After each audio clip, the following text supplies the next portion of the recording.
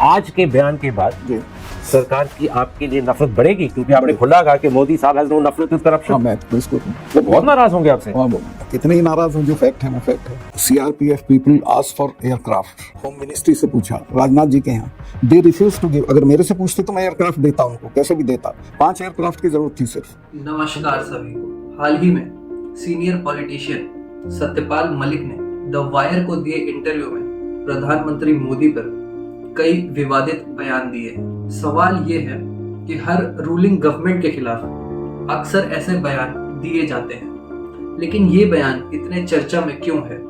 जैसा कि मैंने बताया, ये बयान सीनियर पॉलिटिशियन सत्यपाल मलिक ने दिए, जो कि राज्यसभा और लोकसभा दोनों से मेंबर ऑफ पार्लियामेंट रह चुके हैं और 2017 से 2022 तक 4 स्टेट्स के गवर्नर भी रह चुके हैं, जिसमें बिहार, जम्मू कश्मीर, गोवा और मेघालय शामिल है। इनफैक्ट 2012 में इन्हें national vice president of BJP भी अपॉइंट किया गया था। आइए जानते हैं क्या हैं वो इनके विवादित बयान।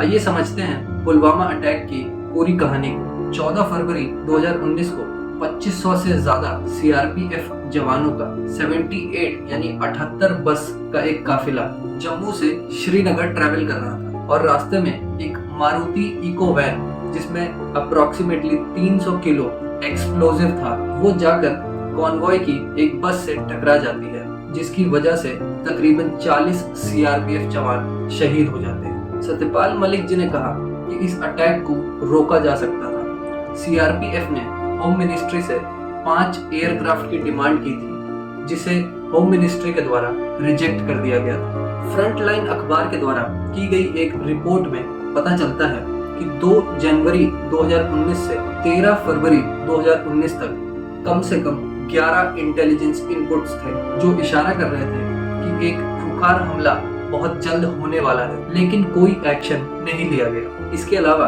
द क्विंट की एक रिपोर्ट में 24 जनवरी 2019 को एक जम्मू एंड कश्मीर के सीआईडी ऑफिसर ने चिट्ठी में अपने सीनियर्स को बताया कि 3 फॉरेन टेररिस्ट्स अवंतीपुरा गांव में पहुंच गए हैं किसी स्पेशल काम के लिए, लेकिन इसको भी इग्नोर किया गया। मलिक जी ने बताया कि जब उन्होंने उसी शाम को, जब पुलवामा की घटना घट चुकी थी, प्रधानमंत्री मोदी को इसकी जानकारी दी और उन्हें बताया कि इस अटैक को रोका जा सकता था और ये हमारी गलती से हुआ है, तो मोदी जी ने उन्हें कहा तुम अभी चुप रहो। और यही सेम बात उनसे national security adviser Ajit Doval ने भी कही। इसके अलावा उन्होंने ये भी बताया कि उस रोड पर लगभग 10 लिंक रोड हैं, जिन पर सेफ्टी का कोई ध्यान नहीं रखा गया। उनके मुताबिक इस रोड पर जिप्सी खड़ी करनी चाहिए थी इसे गार्ड करने के लिए, लेकिन वो भी नहीं किया गया, जो कि बहुत बड़ा सिक्योरिटी लैप्स था। मलिक जी ये भी बताते हैं कि ये मेरा भी फेलियर था as a governor of state कि लगभग 300 किलोग्राम एक्सप्लोजिव्स से भरी हुई एक गाड़ी लगभग 10 से 12 दिन अंदर ही घूमती रही और हम इसको लोकेट नहीं कर पाए। पुलवामा अटैक के कुछ ही दिनों बाद प्रधानमंत्री मोदी ने मॉडल कोड ऑफ कंडक्ट को वायलेट करते हुए क्या कहा, आप सुनिए। मैं आपसे कहना चाहता हूं, मेरे देश के फर्स्ट टाइम वोटर को, आप भी संकल्प कीजिए कि पहला वोट आपका पाकिस्तान के बालाकोट में एयर स्ट्राइक करने वाले वीर जवानों के नाम समर्पित हो सकता है क्या?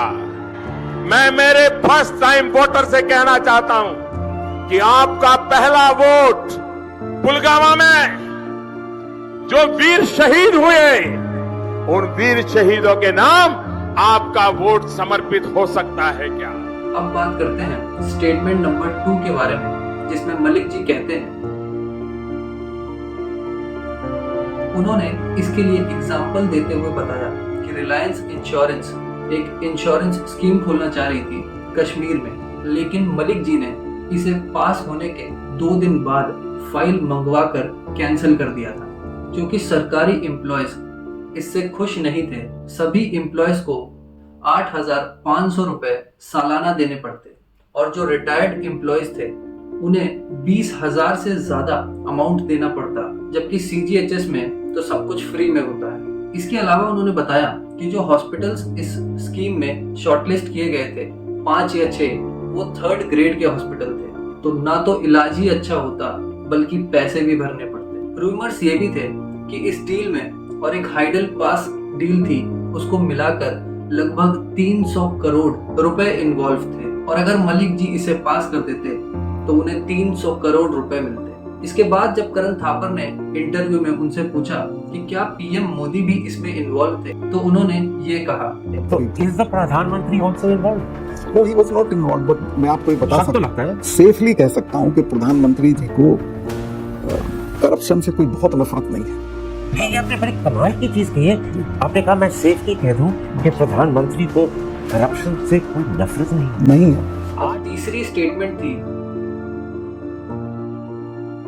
वो एग्जाम्पल देते हुए बताते हैं कि उन्होंने एक बार मोदी जी को बताया कि कश्मीर की असली परेशानी जमात है, तो वो बताते हैं कि मोदी जी को इसकी कोई फिक्र नहीं थी। और जब मलिक जी ने मोदी जी के कहने पर उन्हें 20 पेज का नोट दिया इसके ऊपर, तो उस पर भी कोई एक्शन नहीं लिया गया। उन्होंने इस बयान को जस्टिफाई करते हुए एक दो और एग्जाम्पल्स दिए और चौथा और आखिरी बयान ये था कि हमारी प्रेसिडेंट मुर्मू जी की अपॉइंटमेंट लिस्ट भी पहले पीएमओ से क्लियर होती है और तभी वो किसी से भी मिल सकती है। और करण थापर जब इंटरव्यू में पूछते हैं is she a puppet of PM, तो मलिक जी कहते हैं ऑफ कोर्स।